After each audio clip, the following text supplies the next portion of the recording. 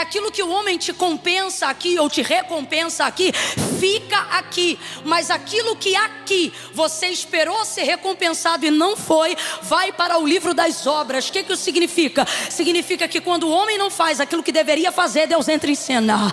Que quando o homem não dá aquilo que deveria dar, Deus entra em cena. Que quando o homem não entra onde deveria entrar, Deus entra. Por quê? Porque Deus não fica devendo nada a ninguém.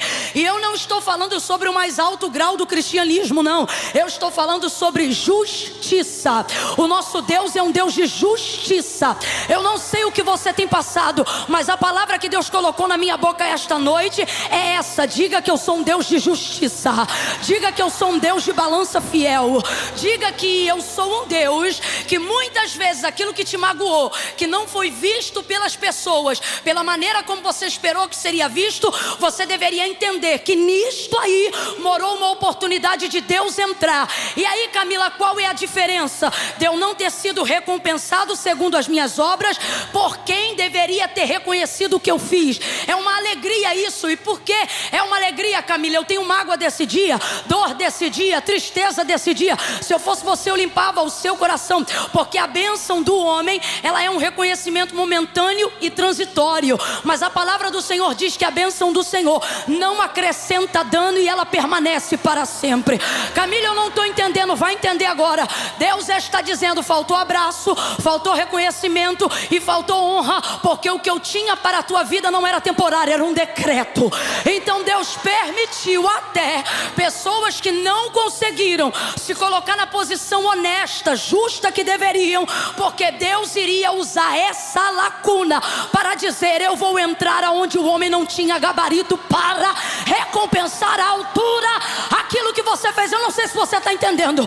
Se você não está entendendo, entenda agora. É noite de justiça e honra. Justiça e honra. Justiça e honra. Eu vou falar de novo. É noite de justiça e honra, diz o Senhor. Aleluia.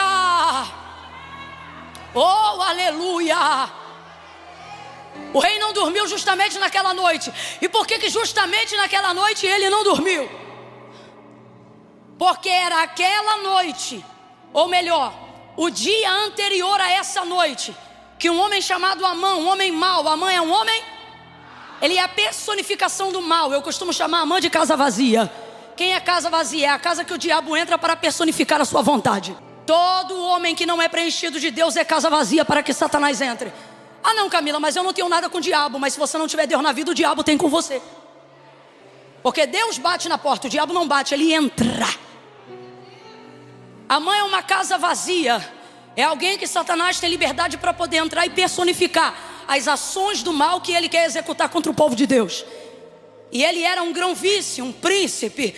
Ele era um homem muito próximo do rei. Ele tinha acesso a áreas, a lugares e a pessoas que Mardoqueu não tinha.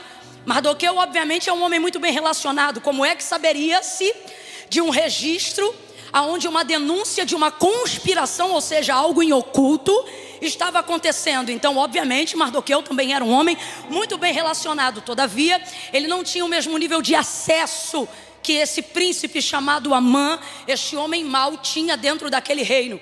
E qual era o contexto? O contexto era que Amã odiava Mardoqueu porque ele representava resistência. Ocorre que ele gostava de ser bajulado, ele gostava de ser adulado. E um decreto contra o povo de Deus já havia saído, dado pelo próprio rei, sob a influência deste homem mau que quer destruir o povo de Deus, chamado Amã. E este Amã quer os judeus destruídos. Mas ocorre que Mardoqueu entra num propósito de humilhação, veste de pano de saco, cinza sobre a cabeça, e fica na escadaria, a entrada da porta do palácio, aonde Amã passava frequentemente. E aonde Amã passava, cabia-se reverência a ele, porque ele era um integrante do reino de Assuero, do Império Medo-Persa. Então a burocracia real exigia que qualquer grão-vice que passasse por você fosse reconhecido por você com um cumprimento de reverência, uma inclinação leve de cabeça. E ocorria que qualquer pessoa fazia esse gesto simples. Completa para mim, para eu ter certeza que você está me ouvindo bem. Um gesto. Porém, gestos simples também carregam grandes significados. Por exemplo, na nossa rede social, curtir É um gesto simples, com 2 cliques você coloca o coração em cima de uma publicação e você diz que curtiu aquilo. É um gesto simples, é ou não é? Mas quem já se escandalizou em ver o nome de alguém numa curtida que não deveria? Ah, tá fingindo costume você. Você olha, menina, fulano curtiu. Meu Deus. Então fulano não é como eu pensava, o negócio... É um gesto simples. E todo mundo fazia isso. Só que o texto diz que quando Mardoqueu via Amã, e Amã estava passando pela entrada da porta do palácio, ali ele estava em humilhação, se curvando somente perante a Deus. Então ele vê Amã, e Amã não é reverenciado por Mardoqueu, porque Mardoqueu tem discernimento que Amã é a personificação do mal, e que ele influenciou o rei a estabelecer um decreto para destruir o povo de Deus. Olha para mim que eu vou falar rasgado, que é para todo mundo entender. Ao mal não se reverencia nem por educação. Não use educação para esconder a covardia da sua ausência de convicções cristãs. Mal não se reverencia. Ele é a personificação do mal. André, vem comigo. Quando eu ficar louca, entra na onda. Então ele sabia que aquele homem não era digno de honra, e a reverência comunicava um nível de honra. E Mardoqueu já estava com a vida passiva de um decreto de morte, e ele não iria honrar o seu assassino, o assassino do povo de Deus, por motivos tão escusos e obscuros. Então ele não reverenciava. O ego de Amã deixou ele endemoniado, possesso. E então ele vai pedir a cabeça de Amã. Mas antes de ter autorização do rei para saber se pode, de Mardoqueu, antes de pedir a autorização do rei para saber se pode conduzir Mardoqueu à forca, ele já vai construir a forca. E o texto diz que ela era muito alta, e isso era para impressionar as pessoas, e para que Mardoqueu soubesse que a morte dele estava sendo projetada pelo inimigo que ele não respeitava. Eu não sei para quem, mas Deus está me mandando dizer para alguém: você quer estabelecer decreto de paz, você quer estabelecer decreto de harmonia com o inimigo do povo de Deus, e no final isso não vai dar certo. Inimigo, gente que quer a morte, gente que quer a destruição, não merece esse nível de reverência, merece resistência.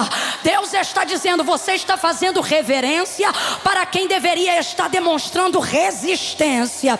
Ben-Hadad, segundo, foi um dos homens que tentou conquistar Samaria, e ele zombava do rei na ocasião. E na ocasião o rei em questão chamava-se Acabe, um homem frouxo, comandado por uma mulher possuidora, por uma mulher de posse, uma mulher dominadora chamada Jezabel. Essa mulher influenciava ele a fazer o que era errado, e homem frouxo é facilmente influenciado.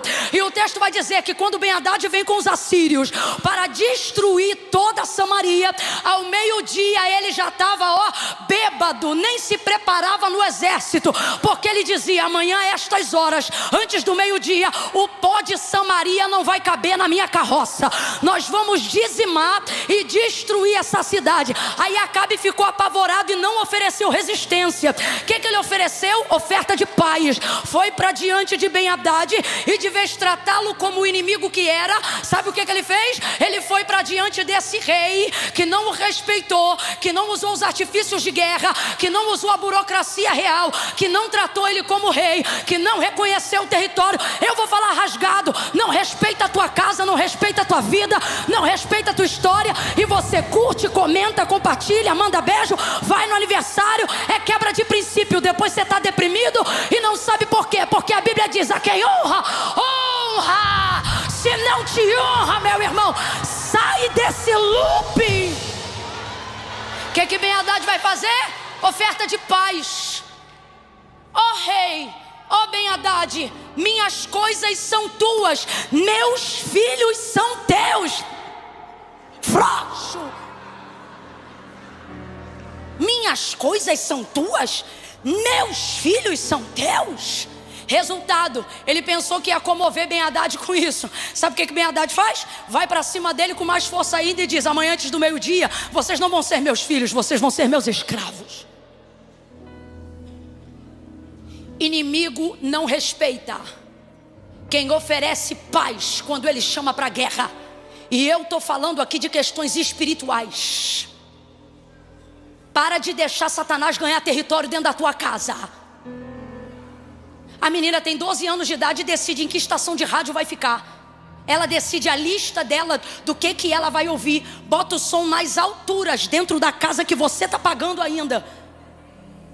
E no final você diz: não, eu não falo nada porque eu não quero guerra. Pois o resultado das vitórias do futuro que você quer ter está nos processos que você rejeita agora, nas conversas que você não quer ter agora, nas indisposições que você não quer ter agora. Quer paz? Quer paz? Olha para o teu irmão com carinho e diz: vai para a guerra. A paz se conquista com guerra. Ai, eu estou sentindo algo da parte de Deus aqui. E André Matos, você não está hoje aqui à toa. Você carrega uma atmosfera de guerra, de batalha. E o Senhor está dizendo: eu estou te chamando para criar resistência. Resistência contra esse inimigo espiritual que te afronta, que zomba de você. Satanás não vai mais tirar farinha com a tua cara. Tu vai entrar naquela casa hoje marchando e dizendo: aquele que habita no esconderijo do Altíssimo, a sombra do Onipotente descansará. Direi do Senhor: Ele é o meu Deus, meu refúgio, minha fortaleza, e nele eu confiarei. Eu vou te contar algo que eu aprendi enfrentando batalhas espirituais. O inimigo vai para cima, ele perturba, ele tira sono, ele te dá insônia, ele perturba a tua vida, ele te dá medo, ele pressiona. Eu disse que ele pressiona. Completa aí que eu quero ter certeza que tu está ouvindo a instrução. Mas ele não aguenta a pressão. Vai para cima, vai para cima. Resistir ao diabo e ele fugirá de vós. Se por um caminho ele vier contra ti, por 7 ele terá que fugir da tua presença. Vai para cima, vai para